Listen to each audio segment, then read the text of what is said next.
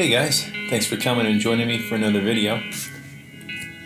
So today was the first time that I have ever done any kind of a live streaming, which was really unsettling for me. I was on Instagram on our account, the Stump Project, and I did a live stream on there as I was altering a card. I had a commission, and I'm like, why not? I have several videos, this one included, that I needed to work on, so I really didn't want to have to record another one and edit another one before I even and add to my backlog of videos. I just wanted to go ahead and just put something out for you guys. This is kind of help my process. I know some of you guys are into or wanting to get into doing altars. And you guys have questions just like I did when I first started. And a lot of people were very tight-lipped as far as the process and how everything goes. And some people still are, and I may be even into certain techniques that I use, but for the most part, I mean, the basics are the basics, and even those things were tight-lipped. I just had to kind of work at them and find them out for myself. So, and I don't think that kind of work is necessary for somebody who just wants to start out.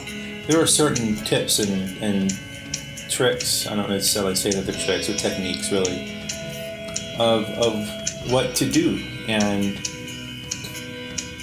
I like putting that stuff out there. So I was putting that out there in this live presentation, waiting for people to ask questions, and if they did, I asked them. And had some cool people stop by, some people that I follow, some influencers that I follow stopped by and said hey, and that was really cool. So, but this piece, that's not really what I wanted to talk about. It was just a milestone, something that happened, and I thought it was really cool and wanted to share it with you. Will I do it again? Maybe, probably. If you want to see some more live streaming, whether it be here on YouTube or on my Instagram channel, please leave the comments below and let me know what you guys want, what you guys want to see. Do you guys want to see more magic card altars, or do you want to see more fine art like what I'm doing today with this watercolor sketch of Bobafett? So sometimes, speaking of this sketch, sometimes when I'm working on things, and I just had this shared a few brief comments with another fellow on my Instagram feed, and the topic came up that sometimes we get to a point in our artwork where it's at the ugly stage, and it just seems to sit there for so long, and you start to wonder and you start to question yourself, am I wasting my time? Is this what it should be? Is this going to turn out anywhere close to the vision that I have for it? Or do I need just to count my losses and move on? So, as you can see with this, that's exactly how I was feeling, even while I was doing this. Several years ago, I tried doing an acrylic painting, a portrait, not too much different than this, with acrylic on canvas, and I gave up on it because it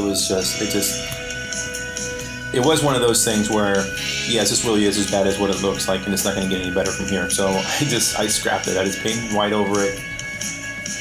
And that's actually where, if you've seen the picture of the mummy that I've done, that's actually painted over top of the Bobafett that was originally going to be planned for that.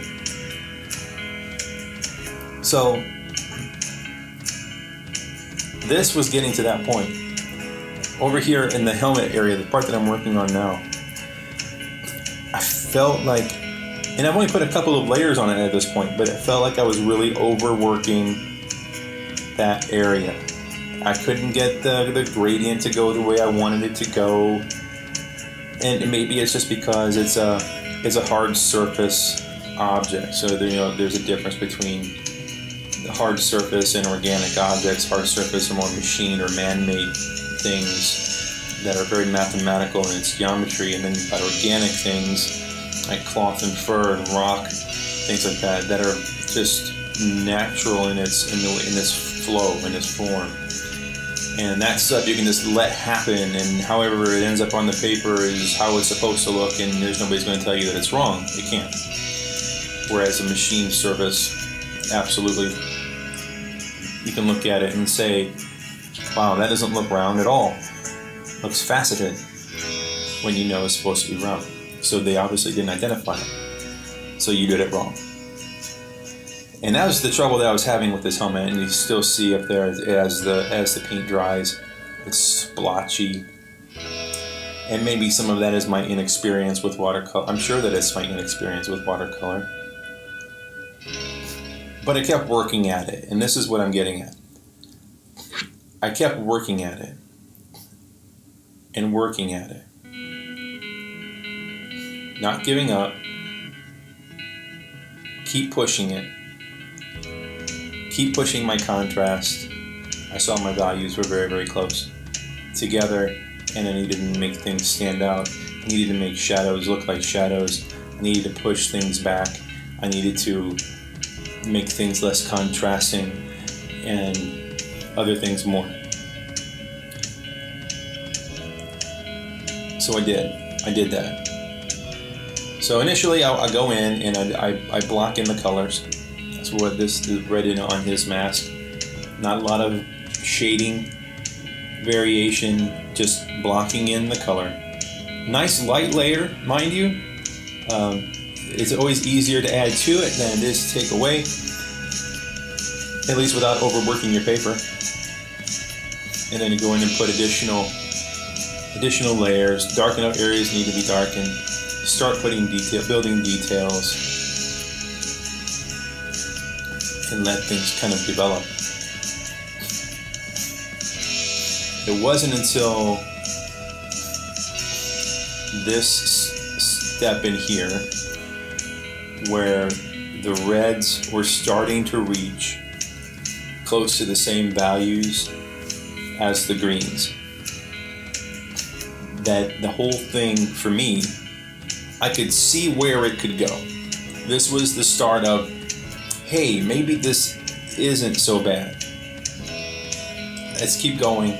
Let's push through and see where this can take us. So I started adding some additional color.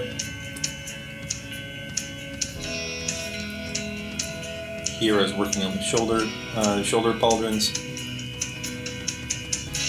And then again, after the initial block of color, I started going in and putting in a little additional value. And then even more so, it's starting to come together.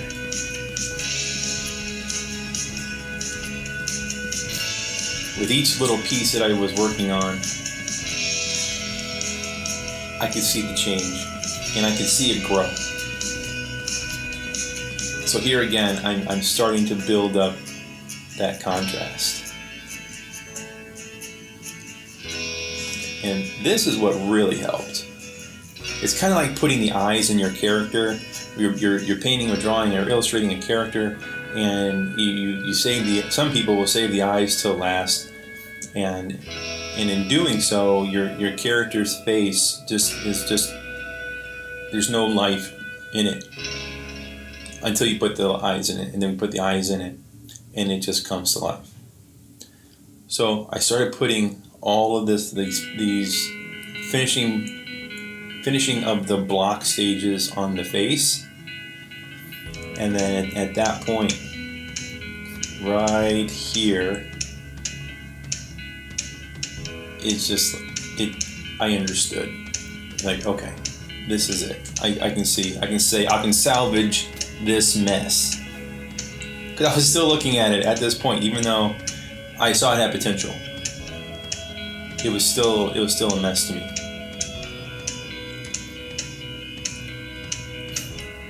So I guess what I'm trying to say is that people go through this. And I'm sure that if you're an artist and you're watching this, I'm sure that you've hit this wall as well, where you're working on a project and you're having trouble pushing through because you think that this is junk and it's not going to amount to anything. Why am I wasting my time? Give it a chance. Push through it. We are our own worst critics. You hear it. You've heard it before. This isn't anything new, but it's true. We're going to be the hardest on ourselves because we know what we want it to be. We know what we want it to look like. And even though you might draw or illustrate something awesome, if it doesn't meet up with your vision for that thing, you, in your mind's eye, you failed. But nobody else knows what that vision is. Nobody else has that sight that's inside your mind. So they don't see your failure. They see your awesomeness. They see your success. So I hope you keep that in mind as you go through and you're working on your art. Don't give up on yourself. Don't give up on your projects. Don't give up on your art. Just because it isn't what was in your vision doesn't necessarily mean that it's bad.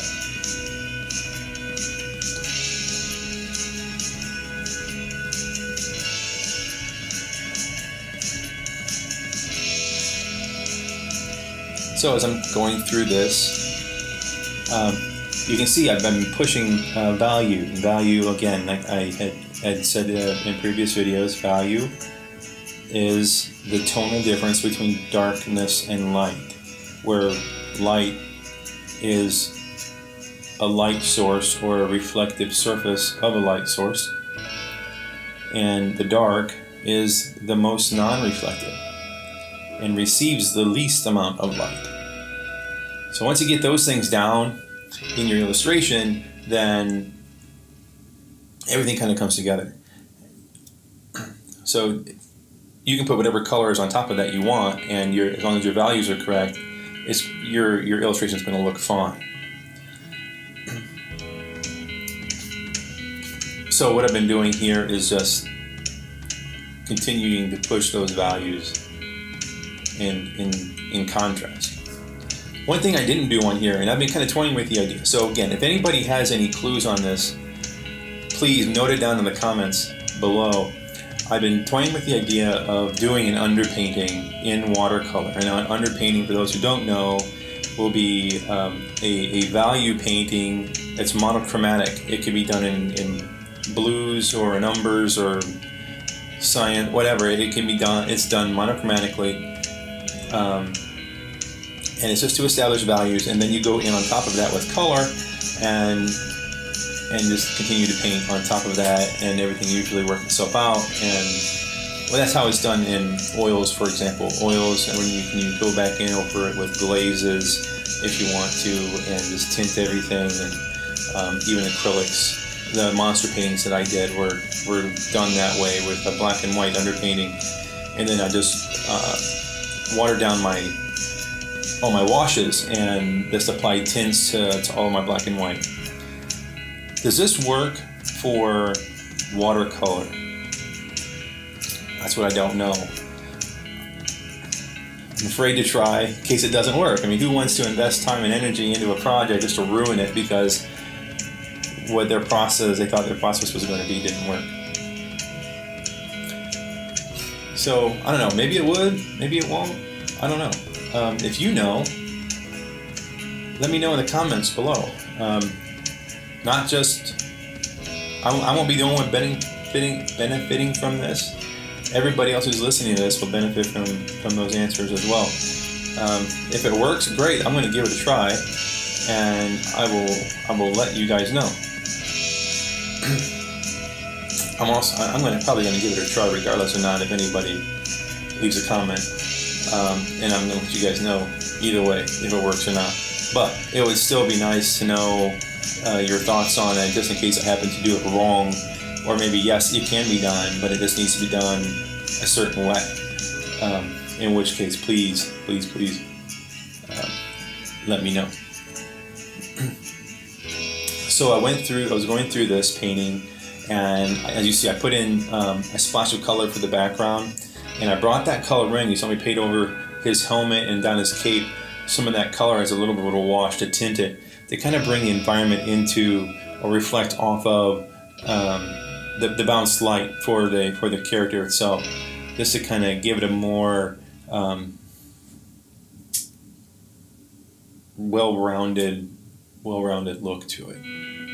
So overall, I really like how this one came out. I want to encourage you guys to keep up with your artwork. Follow me on Instagram, The Stump Project. Follow me on Twitter, Stump Project. And of course, like and subscribe and comment to these videos here that you see on YouTube.